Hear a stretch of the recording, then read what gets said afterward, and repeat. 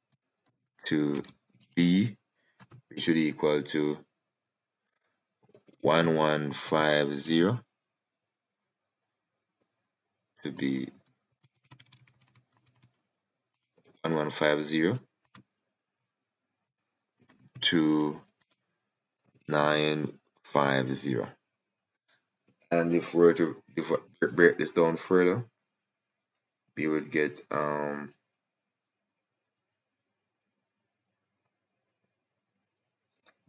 divide by 50, you get 19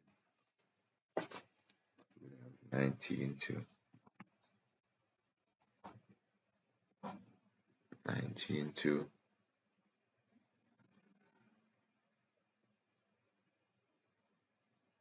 50, 19 to 23, 19 to 23. So the ratio would be 19 to 23.